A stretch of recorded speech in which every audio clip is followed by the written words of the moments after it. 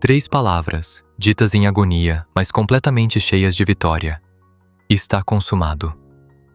Mas o que exatamente foi consumado? Quando Jesus pronunciou essas últimas palavras na cruz em João 19:30, aquilo não foi um choro de derrota, foi uma declaração, uma afirmação tão poderosa que mudou absolutamente tudo sobre o seu passado, o seu presente e o seu futuro. Mas aqui está a pergunta que a maioria das pessoas nunca para fazer. O que Jesus realmente terminou? Foi apenas a vida dele? Foi o seu sofrimento? Ou algo infinitamente maior estava acontecendo naquele exato milissegundo? Se você não entende o peso dessas 3 palavras, você pode estar perdendo o próprio alicerce da sua fé. E neste vídeo, nós vamos desvendar isso de forma clara, simples e direto das Escrituras. Fique comigo, porque até o final deste vídeo, você não vai apenas entender o que está consumado significa. Você vai sentir o poder disso na sua vida hoje. Número 1. Não foi um grito de derrota. Foi uma declaração de vitória. Quando as pessoas leem João 19:30, elas geralmente imaginam um homem moribundo e derrotado sussurrando em seu último suspiro. Mas a palavra original que Jesus usou foi tetelestai. E essa palavra não era fraca. Ela era extremamente poderosa. Ela significa totalmente pago, concluído, realizado. Nos tempos antigos, essa palavra era usada em diferentes contextos, e todos eles importam para você hoje. Servos diziam tetelestai quando completavam uma tarefa difícil que o mestre havia mandado. Sacerdotes diziam tetelestai quando examinavam um animal e declaravam que o sacrifício era perfeito e aceitável. E os comerciantes escreviam tetelestai em um recibo quando uma dívida era integralmente paga. Então, quando Jesus disse, está consumado, ele não estava dizendo, eu desisto, acabou para mim. Ele estava gritando para o céu e para o inferno, a missão foi cumprida. Pense nisso. Enquanto as pessoas aos pés da cruz achavam que tudo estava acabado, ele sabia que tudo havia acabado de ser cumprido. Isso se alinha perfeitamente com o que Jesus disse um pouco antes em João 17:4. Eu completei a obra que me deste para fazer. Desde o princípio, Jesus veio com um propósito. Não para viver uma vida confortável, mas para cumprir uma missão divina. E naquela cruz, ele fez exatamente isso. E aqui está um detalhe poderoso que quase todo mundo deixa passar. João 19:30 diz que Jesus entregou o seu espírito. Ninguém tirou a vida dele. Ele a entregou voluntariamente. Isso cumpre o que ele disse em João 10:18. Ninguém a tira de mim, mas eu a dou por minha espontânea vontade. Isso significa que a cruz não foi uma tragédia que saiu do controle. Foi um sacrifício escolhido. Jesus não foi dominado. Ele esteve no controle absoluto até o último segundo. Número 2. A dívida do pecado foi totalmente paga. Agora, é aqui que as coisas ficam profundamente pessoais. Por que Jesus teve que morrer em primeiro lugar? Por causa do pecado.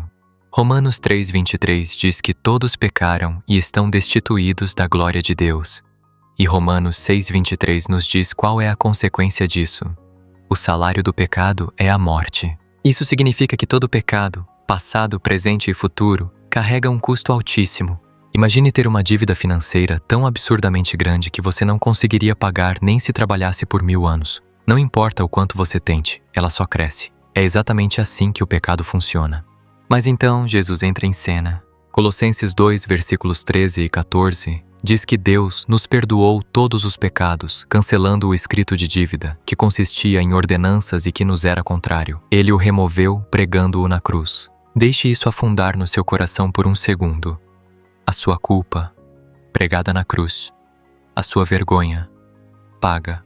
A sua dívida, zerada. E isso não foi aleatório.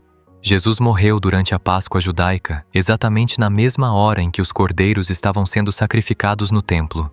No livro de Êxodo, o sangue de um cordeiro salvou o povo da morte.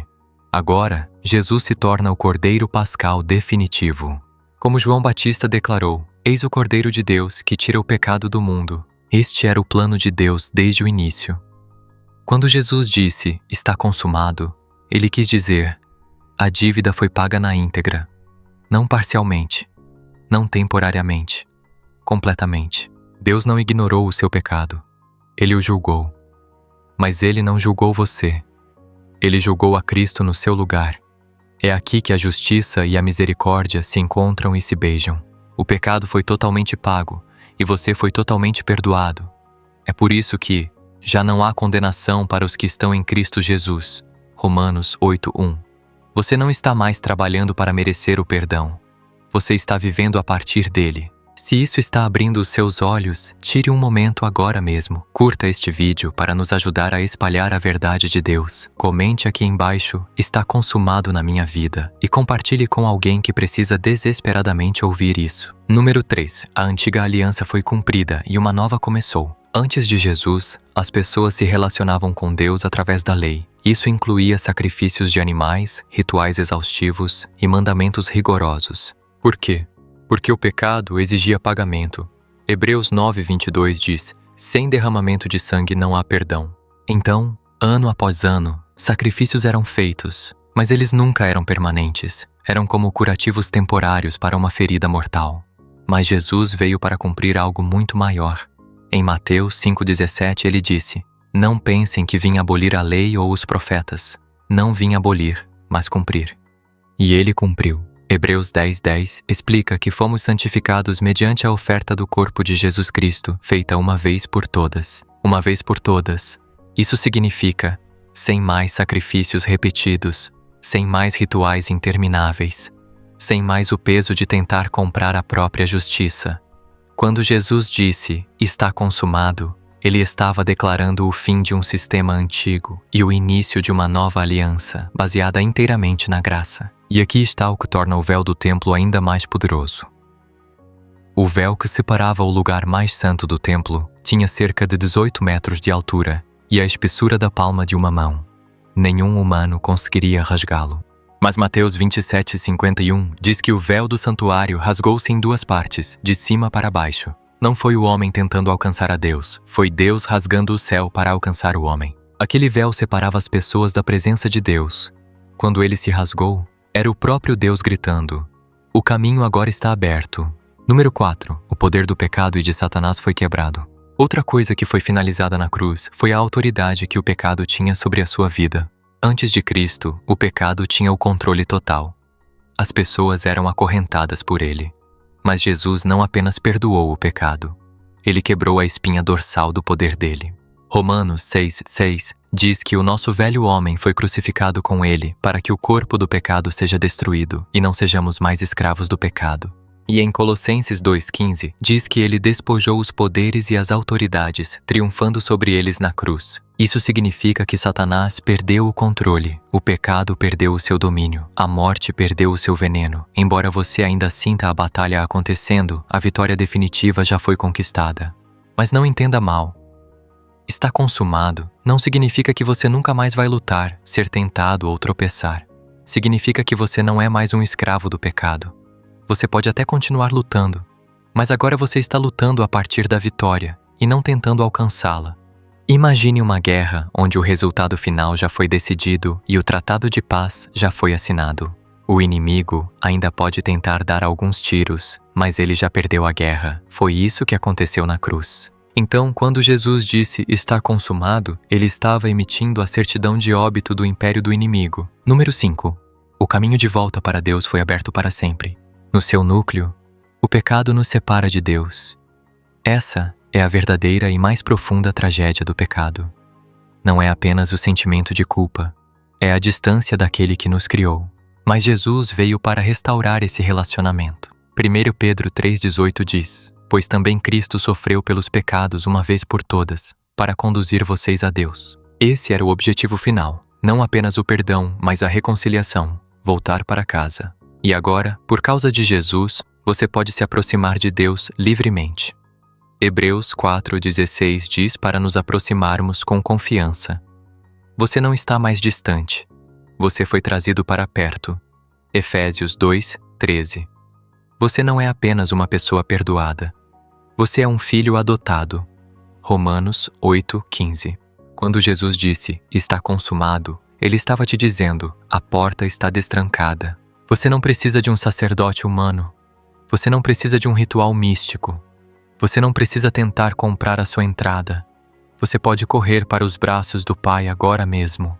E aqui está a pergunta mais importante de todas. O está consumado se tornou pessoal para você? Porque Jesus não morreu apenas por uma ideia abstrata chamada mundo. Ele morreu por você, pelo seu pecado, pela sua vergonha, pela sua história. E o convite é simples, você não precisa se consertar primeiro para depois vir a Ele, você vem exatamente como está. O que Jesus quis dizer quando disse, está consumado, significa que a missão foi cumprida. A dívida do pecado foi totalmente paga. A antiga aliança foi cumprida. O poder do inimigo foi quebrado. O caminho de volta para Deus foi aberto para sempre. Essas 3 palavras não são o fim da história, elas são o começo da sua esperança. Por causa do que Jesus consumou, você não precisa viver uma vida pela metade. Você não precisa carregar o peso da culpa. Você não precisa ficar preso no mesmo pecado para sempre. Você não precisa se sentir distante e esquecido por Deus. Tudo, absolutamente tudo o que era necessário para a sua salvação já foi feito. Se esta mensagem falou ao seu coração, curta este vídeo para ajudar outras pessoas a descobrirem essa verdade. Comente aqui embaixo, está consumado na minha vida, como um ato de fé. Compartilhe com alguém que precisa de esperança hoje. E não se esqueça de se inscrever no canal para mais conteúdos bíblicos poderosos que transformam a vida. Porque às vezes, tudo o que você precisa são 3 palavras para mudar absolutamente tudo.